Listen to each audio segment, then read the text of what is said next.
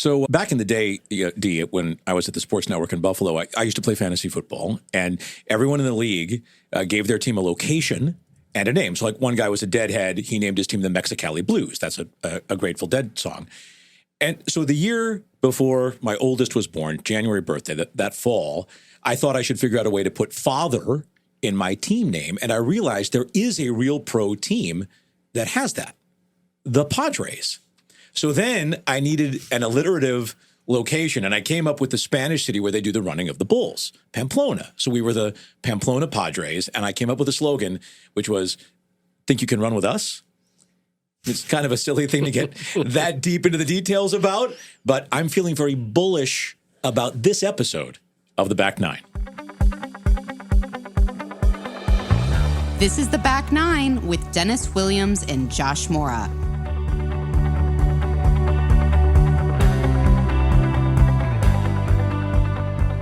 All right, so Dennis, see what you did there. I see what you did there. That was really, really good. I can't even top that, the name of that. But Did you it play? makes sense. Oh, I played a lot of fantasy football over the years. You still play?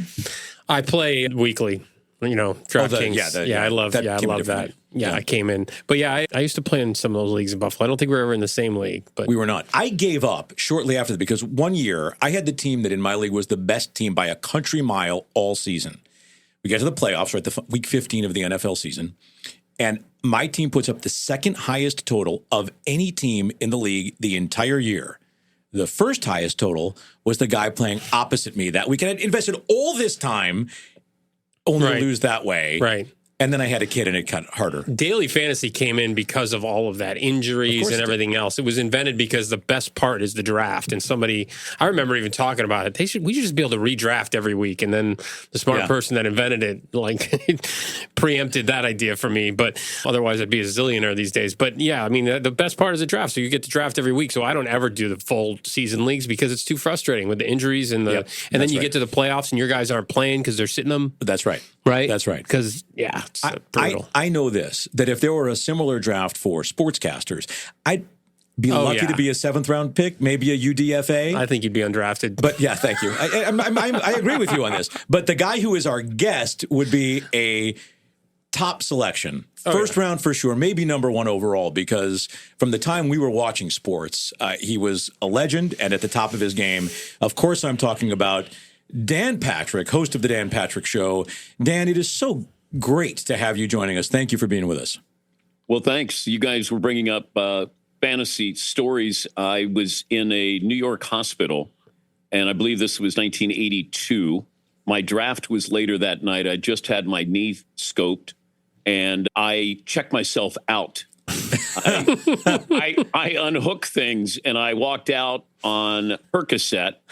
And I remember taking the subway down. I was trying to get home to Brooklyn for the draft.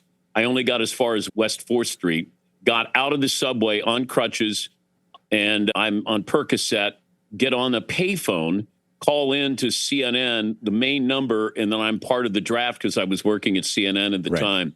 And I'm high as a kite, and I ended up winning my fantasy league that year. This is my point. Yes. Right.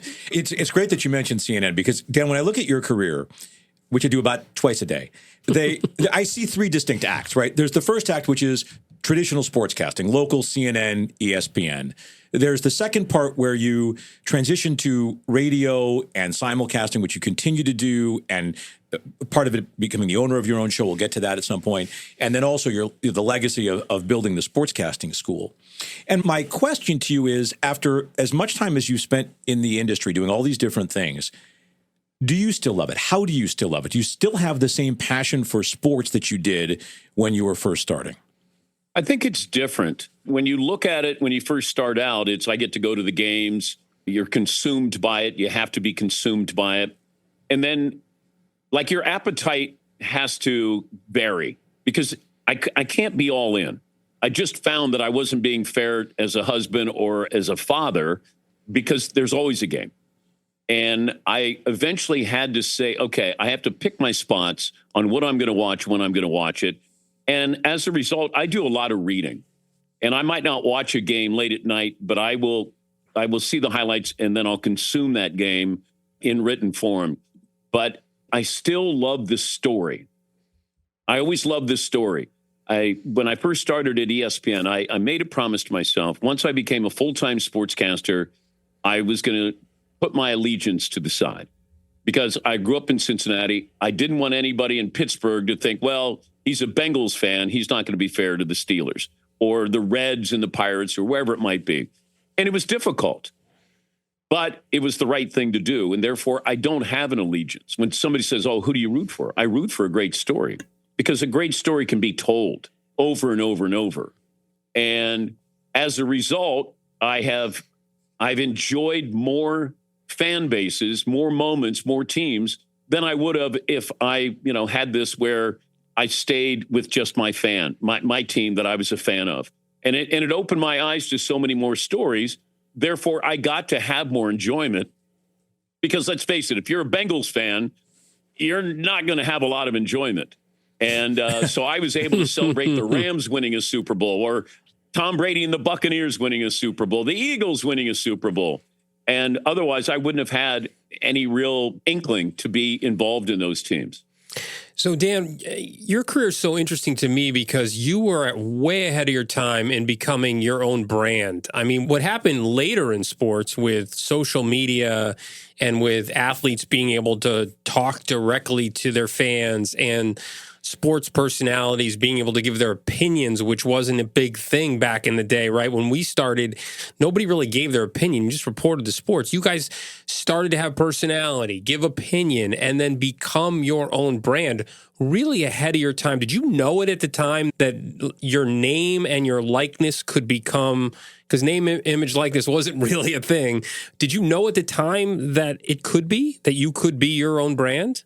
No. And even when I was at ESPN, even when we were really peak Sports Center back in the mid-90s, we still didn't know who we were or what we were. And I'm talking about when I was with Keith Olbermann. Like, we weren't making the amount of money that you would have thought we were making, but I didn't care. It wasn't important. And I always tell the students at Full Sail University, do a job you love. You can get paid, but then you only have 2 good days, the 1st and the 15th. Have something that you truly like. And I truly loved SportsCenter. And then after that, I realized that if I could leave ESPN, I could capitalize off my name, image, and likeness. And I had to, because I was my own brand. Those 4 letters, ESPN, are really powerful. And it's like that big brother that always wins the fight for you. And those 4 letters were gone. So now I had to sell myself. And I tried to be very careful. You talked about opinions. When I was doing SportsCenter, it was really about the highlights or the teams. And sometimes you get caught up in people want to hear what your voice is. I was never taught that. When I did my radio show, that was even difficult to have an opinion because I wanted to have the product out in front instead of, here is my hot take. And now you have to have a hot take. And I caution my students, it's not about a hot take. You can have a warm take. You can have no take. It can be a lukewarm take. You can say, how about I get some more information? And this is what I do on my show. I might not have an answer. And I'll say, I don't have an answer. Instead of giving you an uninformed opinion about something that stays there forever. And learning to have an opinion, but also relearning to reach out to sources to say, hey, can you help me understand what this is all about? And I do have a couple of people in every sport, and I always say, keep me honest. And they'll text me during the show if I say something that's wrong, and then I correct it. And that's what I want my students to do. Be a journalist, be inquisitive, be curious. And your opinion doesn't matter. Your approach to getting others' opinions, that's what matters. And that was really difficult with, oh my God, I'm putting myself out there. And I was never really comfortable with it just because I wanted to put the product first. And that's a hard thing to do if you're trying to do your own radio show. You talk about your students, Dan, and this is where you and I first got to meet, was with building the Dan Patrick School at Full Sail University. What inspired you to want to do that? I mean, because that's another, like owning your own radio show, that's another pivot to doing something different while still maintaining your authenticity and your integrity and your sense of excellence. So what was the motivation behind that? I think part of it was that I wanted people to continue to approach this job the way it should be approached, that I saw what the career path should be and doing it right. No shortcuts, do it right. Learn how to write, stand up in front of people. Can you write 60 seconds? How do you sound? What is your argument? Get sources. Like, these are things that I'll go to my grave with, but I was brought up in that environment. And I had a parent who came to me and said, look, can you meet with my son? He just graduated from an SEC school. I won't say which one, but I met with him, and he's graduated in communications. I said, well, give me your internships. No, none. School newspaper. No. Campus radio station. None. I said, you don't have anything in this business and you're graduating. He goes, yeah. I said, you'll never get a job. And he looked at me like, wait, I got my degree. And I said, you're so far behind. It's experience. And it dawned on me that day, because I had people say, how do I get in the business? And there is no exact way. But what we try to do is we give you the framework that allows you to go into the business. And maybe it's through a side door, back door, upstairs, downstairs, basement, whatever. You get in the building. And that's really the impetus for me wanting to start this. And when I did, I had a former coworker, Gus Ramsey, and he had this professorial approach, and he was great with the young people coming into ESPN. And I thought, if I ever do this, that's the guy I want. Mm-hmm. So when I'm talking to Josh, and Josh goes, well, no, we have procedure. We have to do our due diligence. I said, hey, I'm not doing this program unless you hire that guy. Well, okay, but I just letting you know. Well, but I said, okay. Eventually came back to me. He goes, well, we did our due diligence, and we're hiring Gus Ramsey. I said, good. Now I'll do the program. Yeah, right. But it was, I just want people to do it correctly. Right. Or the best, or at least know what correct is, not a shortcut. Because now people used to come up and go, hey, I got a great catchphrase. I said, and? Well, they thought that's how you become a sportscaster. Hey, I got a catchphrase, because we had these at ESPN. Well, please understand, when we used our catchphrases, we're trying to entertain ourselves. It's late at night. You try to dress up the Cavs or the Indians versus the Brewers. I'm going to have en fuego or the whiff. You can't stop him. You can only hope to we're just trying to entertain ourselves here. And that's how it started. And then people thought, well, you got to have a catchphrase. I want them to do it right. Not everybody's going to be able to do this for a living, but at least we're going to give you the basis, the groundwork, the foundation to do it. And that's where it all started, because I was running into people who wanted to get into the business, had no idea. And universities are just spitting people out with a communications degree. That doesn't mean anything. I said, it doesn't matter what your degree is in. It's what you are doing while you're at school. What are you doing an internship? You can have a history major. You can be a lawyer. It doesn't matter. You have to have the infrastructure to understand, I did this, I did this, I did this. Okay, now we've opened up a couple of windows. Side story, Dan, I was a history major who got an internship at the NBC affiliate in Utica, New York, and that's how I got my first job. So well done with that. I was a history major and I did the play-by-play for football and hockey while I was at school. So anyway, but you're right. The reason I say that is because you're 100% right. Your degree is meaningless. You have to have that experience. And I think from a back nine perspective, when you're talking to kids, this goes for everything.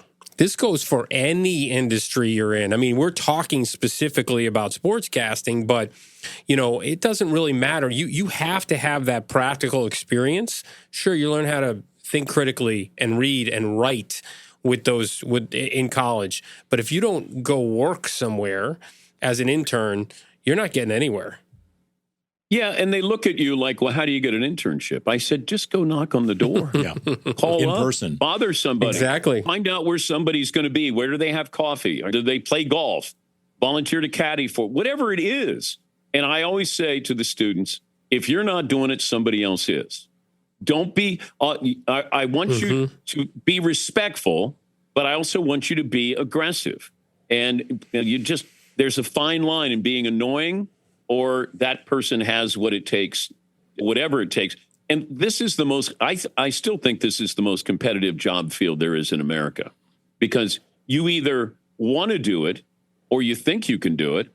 Not many people go, you know what I'm thinking? I'd like to be a doctor. But how many times you watch and you go, I could do Sports Center. I could do my own podcast. I could do my own radio show. And yes, some of you can. But I love when the light goes on when I say, all right, why don't you do 15 minutes for me? Yeah. Just give me 15 minutes. After about 4 minutes, they're like, I don't know what else I'm going to talk about. Yes, that's the difference. You have to have experience. And what are you going to say? Who's your audience? What point are you trying to make? But yeah, trying to get the light to go on with students to understand. Don't be afraid. Because I say, the better you are, the worse your hours are. You're either working late at night or you're working early in the morning. Understand that as well. And, you know, if you're going to get married, you're going to have kids. If you do this for anything other than you love sports, then you're going to be really disappointed. And don't do it for money.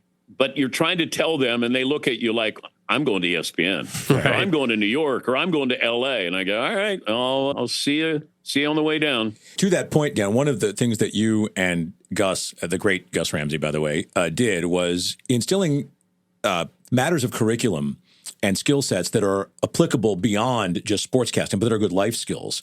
One of those is interviewing. There's a lot of interviewing in that program. And if you think about how we live our lives, everything is an interview, right? Not just the formal interview that we're doing now, but you talk often about when the kids came to the dinner table, you didn't want to just say, how was your day? Fine, and let it go. You have to ask those kind of questions. And so that's, I think, a really good piece of advice for anybody who's at this stage of life, for how we get more out of our conversations, whether it's with our kids or our friends or whomever it might be. If you can interview, it doesn't matter what your job is, because you don't interview people every day, but you speak to people. How do I want you to carry on a conversation? How do I get you to talk? My goal as a host is to get you to talk. And that is short questions, open-ended questions.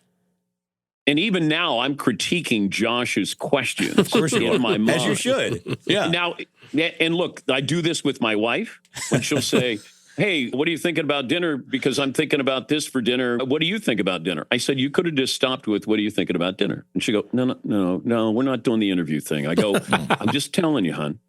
Just ask the question, open-ended. And this is what we do in this business. We're so insecure that we want to ask, answer, and then ask because we want to show that we know what the answer is. Now, when I interview, I think I know the answer, but I don't want to lead the witness. And that's something that whenever I sat down with my kids, I'd say, what was the best part of your day? Because if you say, hey, how was school? Good. What was the best part of your day? I just wanted them to talk. And they knew that I was doing this, but that's okay. I'm dad, and I'm using you guys as guinea pigs here. But it does work. Okay, what was the best interview you ever did? How's that? Critique my question first. It was quick. What was the best interview you ever did? Okay, good. Yeah. I mean, it was kind of out of context with what I was saying here, but that's okay. You kind of blurted it out there. Like, I'm going to forget this question if I don't say, what was the best interview you ever did? I'll hang up and listen. I'd like to think I haven't done my best interview, but the ones that happen in a way that you go, when it's done, I look back and I go, I think we did well on that. Now, I'm not good at critiquing. I let others do that. But there are times when you can hit on a topic, stay in the topic, and kind of find out exactly how much is there. And then you could get back out of it. But you have to have somebody willing to open up to you. Because there are times I've interviewed Mike Tyson or Dennis Rodman. I don't know what I'm getting. Mike Tyson can be unbelievably free and giggly and whatever, and he can kind of shut you down, or Dennis Rodman the same way. You don't know that. Barkley's easy. Everybody can interview Barkley. But when you have a sensitive topic, when you have somebody on, I had Scottie Pippen on. Scottie Pippen had come out and said some things, and it had to do with LeBron and Michael Jordan. Oh, everybody was looking at this interview and taking clips. And I go, in the interview, he talked about getting subbed out for Tony Kukoc. and Kukoc got the play run for him. Scotty refused to stay in the lineup. Phil Jackson was going to run a play, and he wanted Tony to take the last shot. Well, Scotty said, I'm going to sit down. And then he kind of infers that Phil Jackson is a racist. Well, nobody picked up on that. No one. And I said to my producer, I said, get Scottie Pippen up. I didn't want to talk about LeBron. I didn't care. I wanted to go, you just called Phil Jackson a racist. And I said, how did you come to that conclusion? So we're talking about his coach, one of the greatest of all time, being a racist, while everybody else focused on LeBron James and Michael Jordan comparison. And that's where being a really good listener is so important. And it can help you at home with your wife, with your kids, with your boss. If you're a salesperson, if you're a lawyer, all you want to do is ask a good question, and then you'll get a good answer. But listen to the person's answer. It's amazing what somebody tells you when they don't even know that they've told you something. And that's what happened with Scottie Pippen. I hated to bring that up, but I had to bring it up because it was right in front of me. And Scotty at least admitted that that's how he felt about Phil Jackson. We'll be right back. Listeners, you know I've been talking about Pete Learning for a few weeks now. Pete is an out-of-the-box training department that helps companies of all sizes reach their company training initiatives. So picture this. Your company leaders hold all kinds of institutional knowledge, but it takes time for them to create and manage the training that it takes to share that knowledge and other company objectives with their employees. And that's time away from what those leaders do best. That is where Pete comes in. Pete uses artificial intelligence, AI, to create robust, threaded training curriculum quickly and inexpensively. Put simply, Pete is an indispensable partner for any growing company. It is win-win at every level. So visit Pete Learning at pete.com. That is PETE.com. Three Bridges is proud to be a sponsor of the Back Nine. My business partner and I founded the company in 2019 with the simple premise that we wanted to be the best storytellers for your brand. Let's be real here. We say bring your brand to life because if you don't have video, your brand is either dead or dying. We recently completed a project with a huge resort out in Colorado Springs called Garden of the Gods. We produced multiple videos that I am personally very proud of, and more importantly, they are thrilled with them. If you want to see our work, check out Three Bridges Consulting on our YouTube page. That's the number 3 Bridges Consulting on YouTube, and see how we can breathe life into your brand. All right, back to the show. That's so interesting that the idea of silence, right, or of letting somebody be uncomfortable as an interview subject. Is your opinion that they'll fill the space if you? I love it because silence is awesome in radio. Because if I do that, all of a sudden you lean in. If you're in your car, like whoa, wait, just a second. Or if I ask you a question and then you pause. And then now you're thinking. Now you're not ready for that. And that's what I want. And all it is, you're trying to build up anticipation. You're asking good questions. You hopefully get, people say, oh, you ask great questions. I go, no, it's all about getting great answers. Right. Because I can ask a great question. That doesn't mean you get a great answer. Because you can't go, damn, that was a good question I asked. And the person goes, I don't know. That's not a great question then. That's right. And that's why you got to know who you're speaking to and sort of what's the parameters here? Where can I go? Where can I go where somebody hasn't gone before? And that's the fun part of it. Because you will always want to let that person know you did your homework. And you bring up Ed O'Neill, who married with children and Modern Family. And I brought up the Pittsburgh Steelers. He got to training camp with them in 1969.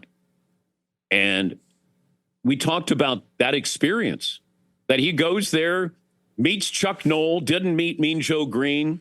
I said, what does Chuck Noll remember about you, do you think? He goes, I'd like to think he remembered who I was. I said, did he? He goes, probably not. And then we talked about Terry Bradshaw. Terry Bradshaw came on with Married with Children and Modern Family. They were both at the Steelers at the same time. So instead of talking about those things, to get you into something that maybe people don't bring up. That's the fun part. But it lets them know, I care about you. I'm listening to you. And hopefully we have a good dialogue here. That's what I pride myself in, being prepared for the unexpected. But for the most part, I've been very fortunate. Dan, as we drop this episode, it's going to be the eve of the Olympics. It's going to be the eve of training camp. Training camp may actually be underway for the NFL. Are there storylines that as we get into the late summer, fall sports schedule that you're looking to follow? Oh, having hosted a couple of the Olympics, I try not to have a preconceived idea of what to expect, because there's always going to be 2 or 3 or 4 moments, athletes, where you go, oh my goodness, this is why we watch. And I think having that sort of, I'm going to Disneyland type feel, that you kind of walk in and, wow, that's what I always wanted when we were in Russia or London or Rio. Every one of those Olympics, there was always somebody, something that you just didn't expect. And while I can say, well, Katie Ledecky, does she still have it? Or the U.S. men's basketball team, or Caitlin Clark in the Olympic. Like, there's things, but I think sometimes you get caught up in, and I use this analogy, and it's not really fair, but I remember watching John McEnroe every time he faced Bjorn Borg. And I hated Bjorn Borg because I loved McEnroe. And Borg always beat McEnroe. So I missed the story. The story was Bjorn Borg right in front of me, an unbelievable career, and he retires at 26 instead of me feeling sorry for John McEnroe. You got to see what's in front of you, not what you hope is going to be in front of you. That's great. Dan, one more question for you from me, and that is, you're obviously hugely passionate about sports, hugely passionate about your family. Give us one more thing that people might not know about you that you're very, very passionate about in the back nine of life, something that you are very, very passionate about. I'm cognizant of not being bored, because I'm going to retire in 3.5 years. And part of that is I want to make sure that I'm able to do this at a certain level, and you're laughing with me, not at me. And I've just been around people my age. I'm 68, and they're retired, but it feels like their mind is retired. They go to the country club. You might play golf, have a drink. I don't want that. I want to learn Italian, and I'd like to get citizenship there through my wife. I'm building a house in Maine. So I got the broadcasting school. I'll be in Happy Gilmore 2 when Sandler puts that out. Fantastic. So It's awesome. I want to have things going always, always, always. So when you see my calendar book when I die, you'll go, damn, he had like 17 things going on here in the next, week or so. I see my friends and they tell me how great retirement is. And it doesn't look great. and I go, okay, it's great, huh? Yeah. All right, Jeff, you enjoy retirement. I'll see you in a few years. Dan, thank you for that insight. I think that we share that with you, I think that's part of what motivated us to be here and to invite you in and to share that perspective, as well as all of the stuff. It's been great having you with us, and we look forward to having you again sometime soon. And just so people know, Josh, impact on me, we don't have the time to talk about it, but he was a wonderful, I'll say, mentor when it came to curriculum, education, higher education, students, understanding what you need to do, provide, always being there. And we would not have the success that we have at the Dan Patrick School of Broadcasting without his guidance, his insight, his patience, and forever grateful. Of all the things I've done in my career, the broadcasting school I'm more proud of than anything I've ever done, because we're changing lives. Yeah, you're truly changing somebody's life. We have 7 graduates, I think this Friday. 6 of the graduates already have jobs. We're changing people's lives, and because of the people that I'm around at Full Sail. So thank you for the opportunity again. Yeah, well, I share that sentiment about some of the best things that I ever did in my life. And did we agree on $200 or $300 for that compliment that you just dished out? Share the opinion I had of you that you had the same opinion mutually, of you is no. I think you were saying you didn't. You weren't listening well, Dan. No, you weren't listening well. That's what you were saying. I share the opinion that it was something that I am proud of, as you are proud of it. Okay. That's what Maybe if there's a lawyer in the room. We'll play it back. we'll go throw the red flag and play it back. My friend, thank you so much. Really, really great to have you with us. Thank you again. And if there's more holes on the back nine, after the back nine, keep me in mind. Yeah, let's all play them together. Thanks so much, Dan. Appreciate Thank you, guys. it. Thank you. Well, that was lovely, Dennis, as always. I mean, my takeaways are manifold, and some of them are takeaways that I have from knowing him over the past 7 or 8 years. But one is the idea of being a good interviewer of the other people in your life, right? When we sat down, Dan and eventually Gus and I and a couple of other people, my friend Reed Bergman, to build the program, we knew that not everybody was going to leave the program and then become sportscasters. It's too difficult a career path, as he acknowledged. We wanted to give them life skills. And being a good interviewer and being a good listener are really important life skills. And I'm better as a person and a listener and an interviewer for having him impart that knowledge. Well, we joke about the fact that we had that liberal arts education, right, as English major, which you were, and a history major, and having that critical, curious mind, and then becoming sportscasters. I mean, that was a huge part. But it wasn't just about becoming a sportscaster. It was about having that in all parts of your life, being educated enough to be curious, to want to learn from other people. And that's really what he's talking about, too. It's that curiosity that we've talked about over and over again. It's so important. It's why we do this show. It's why we have so many people on and get insights from them and hopefully listen well, and hopefully that comes through. Yeah, and it's true, especially for young sportscasters or newscasters, and I was guilty of this. I can remember a specific interview with Jeremy Burnitz when he was still playing for the Cleveland then Indians, where you ask the question, but you kind of answer it as you're asking it. And I remember Jeremy Burnitz saying, well, I kind of like the way you asked that question. You just answered it for yourself, didn't you? And I was like, I'm mortified.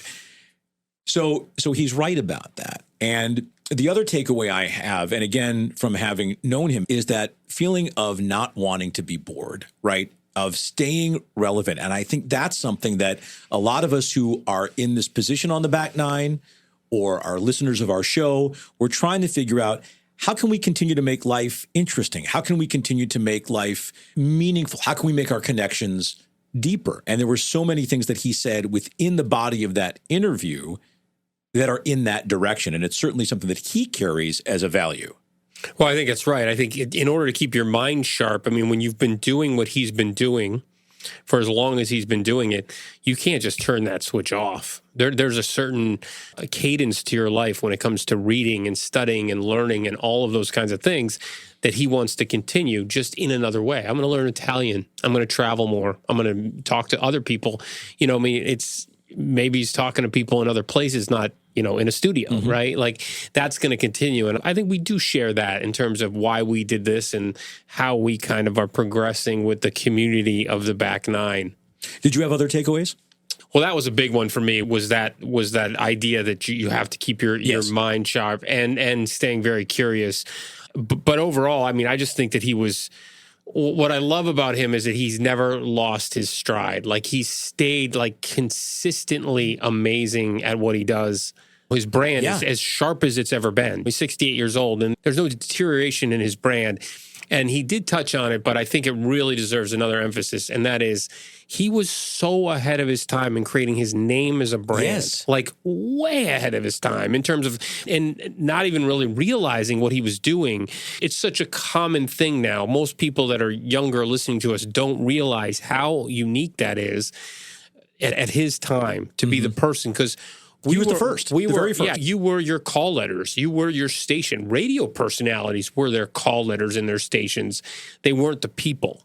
And now with social media and everything you can push out there and be right in front of people without the call letters makes it completely different. So I think that's a big takeaway for me too. And he did it at a time leaving ESPN when he was at the very top of the game, not his game, because he still continued to be at the top of his game, but the game. He was the headliner of the most important show in sports, and he left ostensibly to start his own thing. And for me, go ahead. No, I have one last thing I just want to say. I want to say congratulations to you. I've always known, but our listeners now know how instrumental you were in building the Dan Patrick School at Full Sail. And for him to say that, for you to hear that from him, it's one thing for you to say it or for me to say it, but to hear Dan Patrick say it's the most rewarding thing of his life, you should be very, very proud of that. I am. And there were lots of, and not deflecting that because I accept that and I appreciate it, but there were also lots of other people. There's Gus Ramsey and the entire faculty, the people at Full Sail, Reed Bergman, whom I mentioned earlier, and of course, Dan himself. And I can tell you this, and this is how we'll wrap it up. When we were looking, he actually came to us in a way, but we were looking to do another sports-based degree there. And what I had said about sports media many years earlier is there's only one person I would do it with, and that's Dan Patrick, because of his reputation for integrity and excellence and consistent excellence. And then 3-4 years later, he's in front of us to make that happen. And so it has been a pleasure to become a business partner of his, to work with him in building that, and to get to know him on a personal level, and then to have him on this show to share insights that have been meaningful for the students at Full Sail University and the Dan Patrick School, and for me personally, and now hopefully for you and our audience on the back nine. Great. So thrilled to have him, thrilled to be off and running here in season 4 of the back nine, and looking forward to seeing you on the rest of this loop of the back nine in the coming weeks. Hey, listeners, we just wanted to thank you for being a part of our community to date. We love the feedback you've given us to this point as we continue to build the back nine above and beyond what we're already doing. Yeah, help us by following, subscribing, and or downloading and sharing with your friends and family as well. We have lots of plans for how we can continue to provide good perspective and fantastic resources for all of you. So join us on Apple, Spotify, YouTube, or your preferred platform, and know that we are incredibly grateful for your support. Yeah, we are. We look forward to seeing you in person soon, hint, hint, and knowing that you're out there making the loop with us every week on the back nine. The Back Nine is lovingly organized by Janine Stella and recorded at Pixelworks Studios in Delray Beach, Florida.